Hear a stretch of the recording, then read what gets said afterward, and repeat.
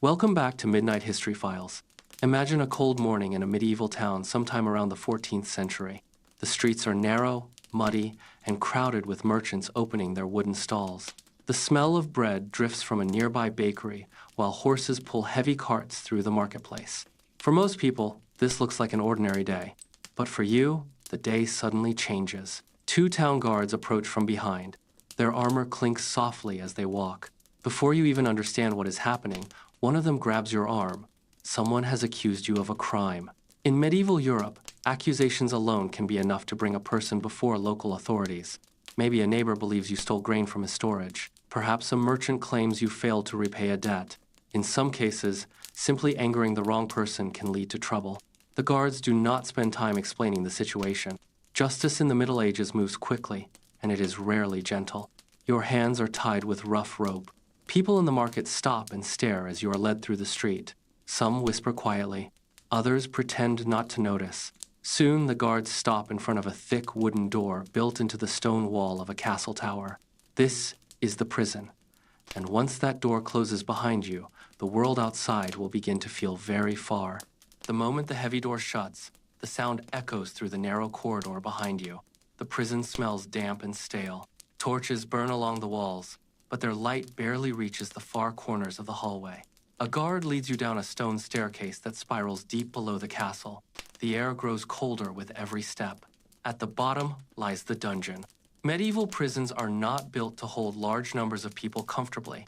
In fact, comfort is not considered at all. These spaces are simply places where prisoners wait until someone decides their fate. The cell door opens with a loud scrape of iron. Inside, the room is darker than you expected. A small slit high in the wall allows a narrow beam of daylight to enter, but it is not enough to brighten the space. The floor is made of cold stone. Water drips slowly from the ceiling, collecting in small puddles near the walls. The smell is a mixture of mold, sweat, and human waste that has been left too long without cleaning. Several other prisoners already sit inside the room. They barely look up when you enter. For them, another prisoner arriving is nothing unusual. The guard locks the door again. And just like that, your life outside the prison disappears. The first thing you notice inside a medieval prison is the silence. Not the peaceful silence of a quiet forest, but the heavy kind that hangs in the air when people are too tired to speak. Many prisoners sit quietly against the wall, their backs resting on cold stone. Some stare at the floor. Others close their eyes, trying to sleep despite the uncomfortable conditions. Chains hang from iron rings attached to the walls. Some prisoners are shackled by their wrists or ankles. The metal restraints prevent them from moving freely. Over time, the iron rubs against skin, creating painful wounds. The cell is crowded. There are far more people inside than the space was designed to hold. Prisoners must sit close together simply because there is nowhere else to go. Fresh air rarely reaches the dungeon.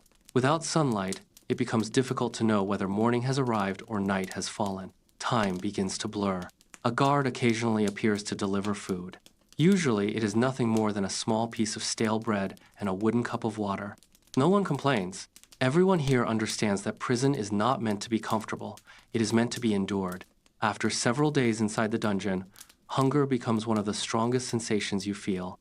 The small portions of bread and thin soup are barely enough to keep a person standing. Many prisoners grow weaker as the days pass. Some are fortunate enough to receive extra food from family members outside the prison walls. But many prisoners have no one to help them. Without outside support, survival becomes much more difficult. Weakness spreads slowly through the cell. Prisoners lose weight. Their clothes begin to hang loosely from their bodies. Simple movements, such as standing or walking a few steps across the room, begin to require effort. Yet the routine never changes. The door opens. Food is placed inside. The door closes again, day after day. The same quiet cycle repeats itself. In places where many people live together in crowded conditions, sickness spreads easily. Medieval prisons are no exception.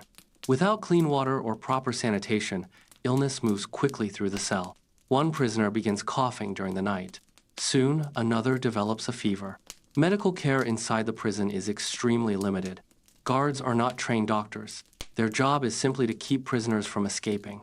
If someone becomes seriously ill, there is often little anyone can do. Other prisoners watch quietly as the sick grow weaker. Sometimes the guards remove bodies during the night. Sometimes they wait until morning. The sight reminds everyone inside the dungeon how fragile life has become. Perhaps the hardest part of prison life is not hunger or illness. It is the waiting. Many prisoners do not know when their trial will take place or what punishment they may face. Some may be released after paying a fine.